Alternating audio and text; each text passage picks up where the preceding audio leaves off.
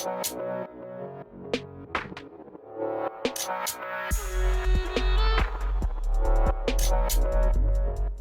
guys and welcome to the channel. This is WvW. In today's video I want to talk about the balance patch, the latest one that came, and all the changes it did to Ranger through PvE, the changes to Spear, and especially for roaming, and how would that affect our different builds, and I will touch a little bit on other classes, especially for the roaming side. You will have timestamps, so feel free to skip ahead or get back to the video whenever needed. Without further ado, let's get right into it. Starting with our beloved Ranger, obviously one of the biggest changes is that because how fragile the bits are in World vs. World, especially in larger scales, the Zerg fights, ArenaNet gives us a very small solution that doesn't really work for it, but it's better than nothing, and it will affect roaming obviously, which is a bit. Now if it dies, you will not have to wait for an entire minute to swap bits, only 25 seconds. Obviously, it's have lower cooldown if you're already running the Beast Mastery trait, but now it's only 25, and you can swipe bits on 20 seconds without traits or anything, so it's almost the same thing. The only thing left for you to lose is access to the bits ability, and it's damaging and chasing the enemy like its effect as existing, but you're not heavily punished as you used to for simply having your bit dies. People can't target your bit to take away your CC or control or extra pressure. No, you will simply swipe again in few seconds, so it becoming much better tactic. However, we already had something even better with the turtle, because the hunker down ability, which is the turtle bubble, the one that you want the most, can be deployed even though the turtle is dead. So if you run turtle like me, you don't even lose the access to this ability, merely that a bit damage and CC on its own. So it's very useful change to have. However, I don't think it will affect the Zerg side of things this much, because with too much CC, and if the bit doesn't get any boons or stability and get cleaved down, you can leave it behind and it's immobilized and it can't come back to you. It can't use its skill effectively. It really depend on what kind of bit you're running and your position in the Zerg. Are you on the back side, or are you on the front, like you're playing untamed or something like that? So if you're like support droid, you will be a little bit to the back. If you're playing a bomb untamed, like hammer untamed, you will be in the front. So it have some differences on this. So it doesn't really solve the problem, but at least it give you the ability to reset it, which mean more of a chance to actually get value of your bit. But for roaming, it's really big, because you take away most of the punishment that happen on bit death. Now other changes like Fourth Spirit, now the resistance duration is only 2 seconds in World vs. World. So they're doing some things with the resistance, trying to make it a little bit less. I think it's a bit too much to affect fights the way when you immobilize people to bomb them, zergs and stuff like that. Some classes even have extra access to it, like added to skills. Some, like us Ranger, got the duration reduced. So I'm not really sure what they're trying to do with the resistance. I think it's just trying to balance it out, but it's not going anywhere. And the bit cooldown reduction, as we discussed. Now there is some changes to the Spear for Untamed, those who would affect PvE and those who would affect PvP or World vs. World. So they reduced the stealth skill, the ones that give you access to the enhanced version of the Spear skills. They reduce the cooldown in PvP only 25 to 20, and also the other side of it, that spider web that you immobilize the enemy with, also in PvP only, reduce the cooldown. And skill 3, that the range one, which you get to throw your spear, both versions of the skill have its damage or power coefficient increased in World vs. World and PvP. So it's a buff for rumors too. And the auto attacks have increased its damage in PvP only, in PvE only, to increase the damage of the spear, since everyone knows that it was not kind of a meta weapon.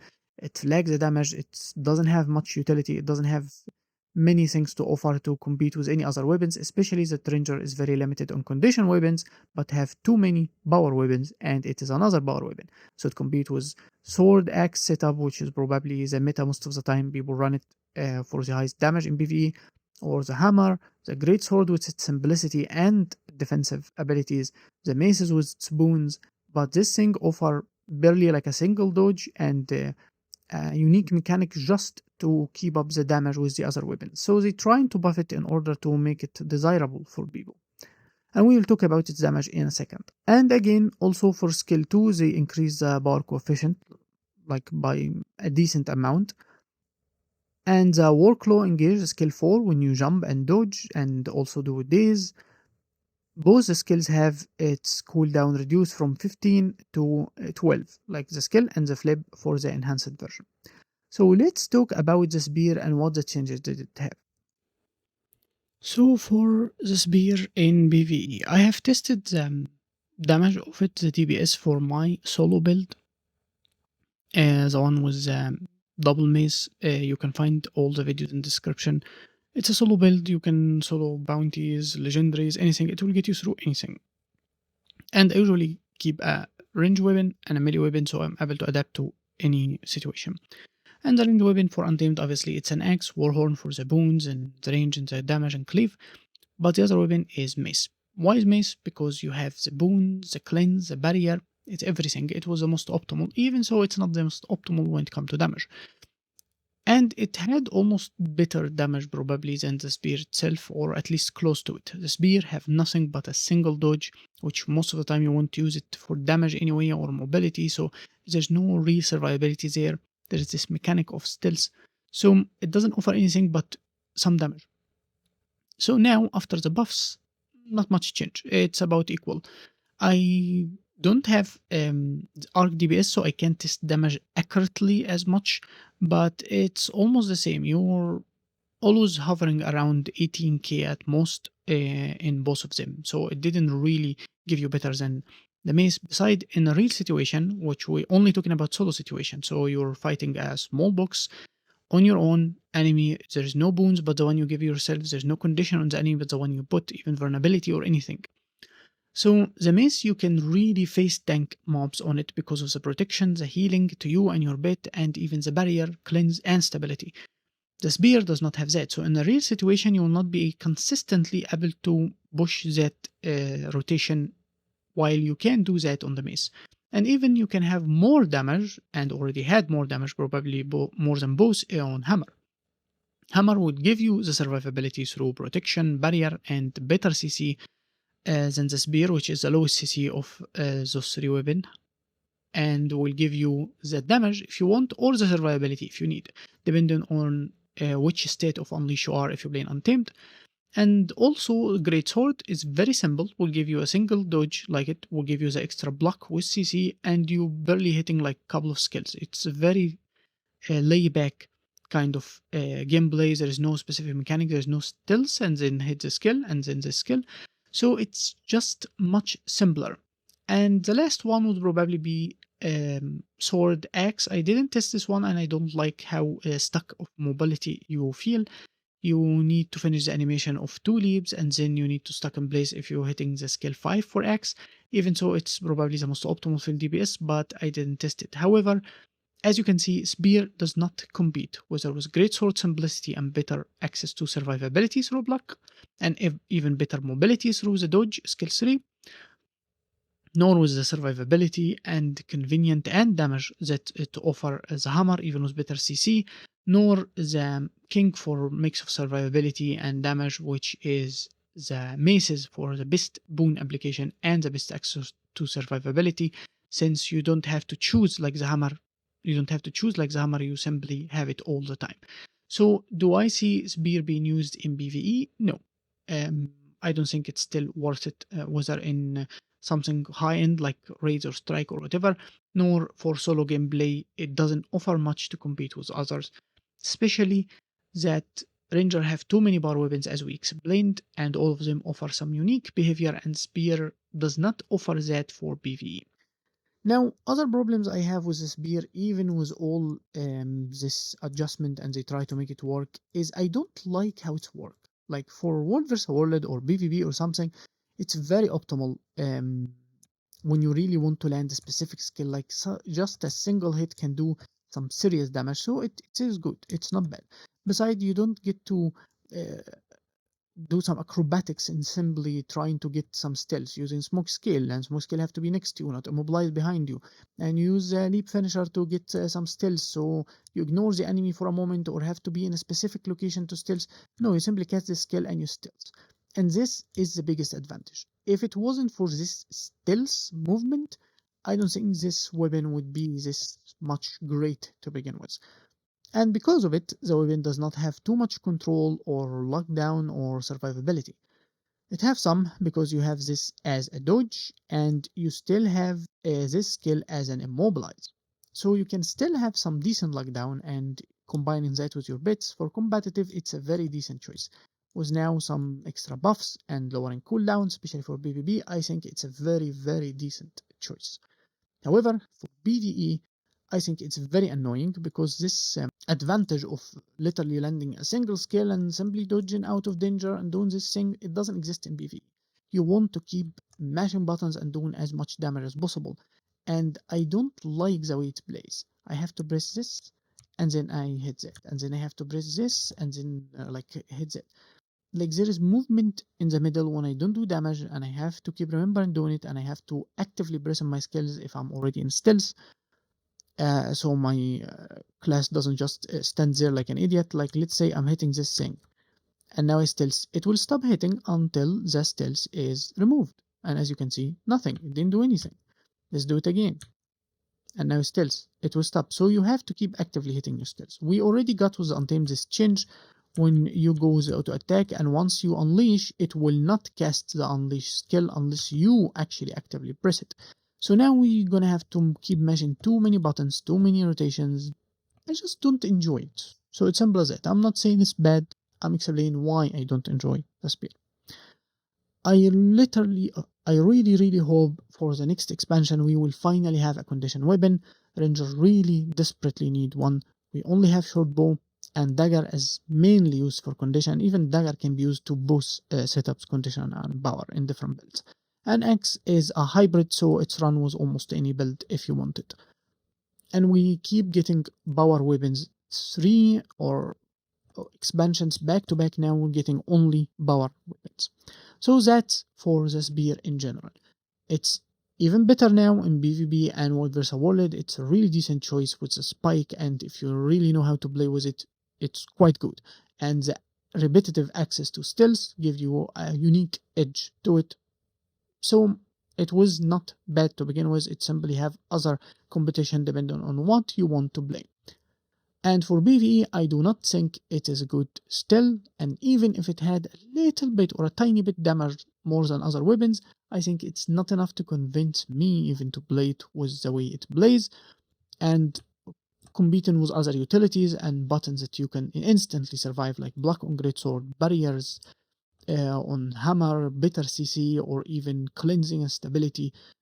Now with that spear changes out of the way, let's go with the druid changes. So for a start, there is a ranger change that will help with better longbow stuff. So it's good for my hybrid build, which I use against siege, sometimes with zergs and stuff. But I do not run the marksman trait line, so maybe I will look into it.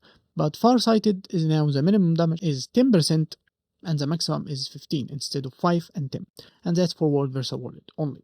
Now, Renovation Tide and Natural Conversion, skill 4 and 5 for Celestial Avatar are no longer push might or give might for World vs. World and PvP.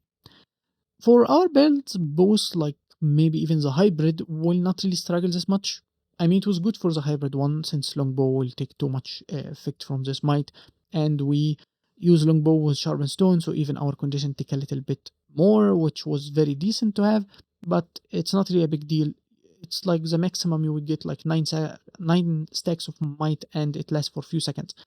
So it's not really big of a deal. For the main build, which is a conditioned druid, rumor is almost irrelevant. Like we do not care. At least no one can corrupt it to weakness or take it from us for themselves or anything. Like I do not care for boons on the condition build at all, at least. Now for Eclipse trait. This trait have been changed to how the condition builds, finally. So there is this problem with plain druid. It's simply that Celestial Avatar fell through healing and damage, and by damage it's only power damage. So if you play a conditioned druid, it takes a lot of time to fill Celestial Avatar. And if you're healing while people don't take this much heal, or if you're healing only like playing a healing druid, also it is much less. The most optimal way is to have a lot of power damage and also a lot of healing, which doesn't make sense depending on what the build you're playing, but it doesn't really make sense. So ArrayNet have adjusted this before with a great change when they made this trait natural mender give you 8 energy points every 3 seconds. Outside of combat, inside of combat, it doesn't matter. All you need is, I think you need like 100 energy points, and it will give you 8 every 3 seconds. So it was really good, it helps a lot, and we don't have to really count this much on the old tricks of having something that tick for healing. And the thing I used to use the most and I still use is having a food that actually give you health over time. So every tick of it, every second, it will give you 85 healing. And if you don't have your health full, it will keep ticking and help fill the Celestial Avatar very fast. It makes an insane difference. Before all those changes, it almost counted like 30% of your survivability. It meant too much if the food was run off if you're trying to roam in World vs. World. And also taking extra traits like rugged growth with protection actually healing you over second, and you get protection from dodges. So inside combat, if you dodge, you get protection, you start healing through it, which also will start filling Celestial Avatar. So there was so many tricks that you can pull to do that. Right now, those tricks help to make you fill Celestial Avatar much faster whenever you need it. So you hopefully, whenever it's off cooldown, you can access it. You don't have to wait or start filling it again. Now with this change, as you can see over Eclipus, now you have an extra 3/4 in PvE and only a half, if I remember correctly, in World vs. World, when you get additional Astra Force bear damage. Now this is a bit unique. It's not only how you like fill it much faster. We are condition players, so our damage is very low. Except this skill, this will fill a lot if I show you. But also for some reason, you can fill the Celestial Avatar a little bit even inside the combat. So Celestial Avatar, once you enter, it's supposed to start deplete until it completely deplete and you be kicked out. If you do not kicked out and you leave it before it completely deplete, it will consume an extra part or portion of the Astral Force, and then you start filling it again. But look what will happen when I start damaging the enemy inside using Celestial Avatar while I'm all still inside Celestial Avatar. As you can see, it still fell a bit. And I barely used anything, and I can leave and I can start immediately filling it very fast with little bit ticks of damage. As you can see, it's quite fast. Let's do it again. And I will be showing you footage when you have multiple enemies, so the damage spike is much bigger and it's very noticeable. I'm not sure if they meant for that to happen, that you can replenish Celestial Avatar a little bit inside Celestial Avatar. Like, I'm not sure this is a mechanic that the game wanted to exist there, but it's very decent. And honestly, whether they leave it or remove it, it doesn't leave any much difference, because if you play well, even if you're under CC and then you stun break, most of the time your damage and healing will be enough to fill Celestial Avatar even before the cooldown comes. So it's completely fine. Whether they leave it or remove it, it's good. I hope they leave it, obviously, but it's very decent to simply access Celestial Avatar every time of cooldown if you want, which is 10 seconds. Obviously, those 10 seconds count only after you leave. So I don't spend 10 seconds here and leave and I have it already off cooldown. That doesn't happen. So if I leave now, as you can see, it starts counting that 10 seconds. So it's very good. If you're under complete control, if you don't hit your enemy, if you're trying to run, you will still not be able to fill it this much. You will count mostly on the healing if you try to survive and on natural mender. So it's still not giving it you for free, but it makes it much easier for you to handle it, and the enemy have to stabilize themselves if you're fighting other players and stuff like that. And even for PvE, it's much better if you're playing a condition druid or a mix for condition healer, or even to access the simple damage like my druid build, this one, which is a condition fully conditioned druid damage. So it's good to have. Now, a few extra changes with that is Grace of the Land is now reduce the duration of the boon it will give for 4 seconds instead of 6. Again, some nerfs to the boon and the heal droid in general for Zergs. I don't really Zerg with it, but it's balanced stuff. Glyph of the Stars got some heavy-handed nerf. Like, I'm not sure it's really worth it anymore in World vs. World at this point. It's a very long cooldown. It's a very short or very small revive. People will not get up with this while being bombarded with damage. I usually put myself in fights when I'm not like the winning side, like we fight more players than I have with me or stuff like that. So I already was using Glyph of the Star sometime try to revive people and it fails because the damage is way too much, even with other supports sometime. Most of the time would get them up, obviously, but it already had this difficulties. Now it's instead of 8% revive, it's 5%, and instead of the cooldown 60 seconds, it's 75 seconds. There is other options in the Glyph of the Star, like the Spirit now, which have much larger cooldown, but at least you can rely on it for the revive. So that's up to your choice, I guess. If you're playing a support druid, take that or that. Take multiple revive stuff like search and rescue or stuff like that. But I think this is a very heavy nerf to Glyph of the Stars. It's only work now if you have multiple revive skills, like if you have multiple druids or other people helping around. So yeah, it still works and it's still a good skill with condition cleanse, with stability, so it gives you other things, not just revive. It's not just run for that.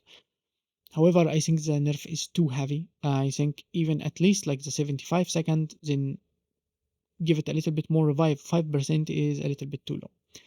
Now exploding spores, I really like this change. It now have a boon removal of 2 boons on enemies struck, and enemies can only have boons removed by this skill once per cast.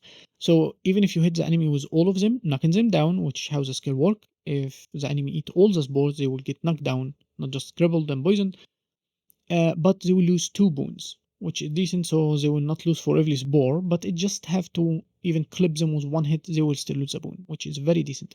So for PvE Untamed, I always run it, even on power build and on condition build. I always run this skill on my Untamed. So now I have normally in the build, no matter what I run, I have it as to remove 2 boons, and I have my bit to remove 2 boons with Vines skill, with the Unleash bit skills. So when you fight those mobs with protection, resolution, and stuff, you can simply take it away much easier. And even those cryptids that they can give themselves full boon stacks, like if you're soloing champions, there's those that do that, you can remove 5 with a single movement, like combining both the skills, which is decent. It's simply a buff. And even if you run it for world versus world, bombing or stuff like that, you can deal with boons even much better. However, the bad side with this is you have too many ways to deal with boons on Untamed, but you don't have almost anything on any other ranger. You only have the bit that been added, the bind gazer, to remove 2 boons through a projectile skill. So yeah, there is that. Now there's also other changes to World vs. World and or PvP for Untamed. Blinding Outburst increased the damage from 10% modifier to 15. That's very good. And Natural Fortitude now will have the lifesteal from the Unleash Ambush skill. Instead of 1k to 1k 700 and for 64. It will increase. I think it's already like that in World vs. World, but they give it also to PvP now to have some decent healing and survivability. Vow the Untamed increase the outgoing damage modifier from 15%, increasing your damage to 20, and the incoming reduction from 10 to 15 in World vs. World, which helps with the tanky style for the Untamed, and I think it's really good change. So if you play Untamed in World vs. World, whether you rumor or anything, you have some decent changes, especially for the spear in general, for even your traits, for some skill choices, and for our druid, the biggest advantage we have is one all the rangers have now, which is the bit being able to swap for 25-second max if it dies, and Celestia Avatar fell much faster even without balling all the tricks, and since I'm still balling those tricks, I'm not changing anything with the build, you simply have the Celestia Avatar much faster even before the cooldown is gone. If Aranit changed anything or prevented it to reset within the Celestia Avatar itself, like it's have to be depleting only, that will not change much. It will still have the same thing, but it will lose a little bit of quality. Now I want to talk about some important changes, or very few important changes especially when it's come to rooming for the classes that annoy everyone, like the Willbender. So these are the changes that involved in World vs. World, so it's basically for roomers. There is some changes for PvP, as you can see here, like the spear have been nerfed a little bit. The ammo cooldown for the Halo Rush skill 2 have been increased from 8 seconds to 10 seconds. The other Gleaming Disc also have its power coefficient reduced a bit. The Solar Storm, the heavy, really heavy hitting rain of the damage is now have cooldown of 15 seconds instead of 18. Have cooldown 18 seconds instead of 15. So there is some decent nerfs for PvP, especially for the builds that harm the new players like the hammer, stuff like that. However, for World vs. World, there is a buff and nerfs. So let's explain how it works. Advanced Strike on the offhand sword for the Willbender will now be removed the slow off. Like the slow will not happen. This will not happen. It used to have slow on the first hit because it's 2 hits and immobilize on the second. However, since you have slow on the first hit and he would be just bursting on you immediately, you would be too slow to remove it or to move from him or avoid his cleave, and you would eat the immobilize unless you're immediately dodging and not casting anything. But that was also decent. So now, since it will not do slow, they will actually make it do the immobilize on the initial hit. So that's technically a buff, because he will immobilize you immediately the moment he move on you like this with this kind of teleportation movement from 750 range. So that's why I call it a buff. However, at least the cooldown is now, instead of 20, it's 25. And we will get back to the idea of the cooldown in a moment, because it's quite a big thing when you think about it. Also, Symbol of Luminance was the skill 5 in Spear, if I remember correctly. Yes. It now have a cooldown of 25 seconds instead of 20 in World vs. World and PvP. And the duration of the resistance coming from it reduced from 4 seconds to 3 seconds in PvP only. So that's obviously a nerf, and also for our immobilize for the druid, so they don't keep getting resistance faster. There's more 5 seconds they can bolt from it. And if you play in PvP, the resistance even duration is even lower for 3 seconds only. If you notice with the other skills, now the F skills for the Willbender, Rushing Justice, Flowing Resolve, and Crushing Courage, they all nerfed. Rushing Justice have cooldown is 22 seconds instead of 18, and the power coefficient reduced in World vs. World. Flowing Resolve have the biggest nerf probably, with ammunition now instead of 2 it's 1, so there's no ammunition. You can dodge, heal, and remove the condition with this skill once, and then you would have to wait for the cooldown. And it's a World vs. World only again. Crushing Courage also World vs. World only nerf, and the cooldown is increased from 30 to 40. So how is this effect? Even with a tiny bit like damage reduced here and stuff like that, it mostly cooldown stuff. Even this, if you remove an ammunition charge, meaning you would have a longer time when you get to access it again. Whether you use the Elite Invulnerability skill, Renewed Focus, to reset it, and you only have access to one again. Even if you can use Crushing Courage whenever you want, but now you have to wait 40 seconds instead of 30. So in general, Willbender is not nerfed when it comes to its ability to kill you. It's nerfed on its ability to survive you. It will cast this skill, it will do the other damage, it will immobilize you and move to the other weapon, it will dodge toward you, cut the distance, give himself the stability and ages, and just go complete berserk burst on you.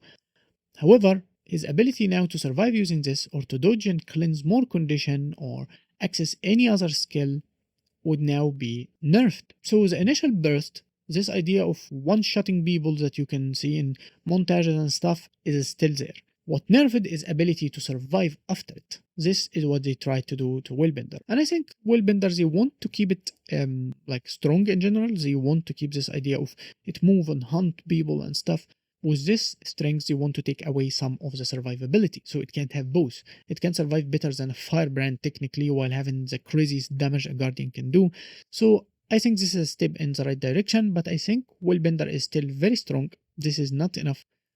You don't make something too strong and then say at least it can survive after it killed an entire team, but already killed the team. So no, I think Willbender, maybe this will not be the last we see of some adjustment.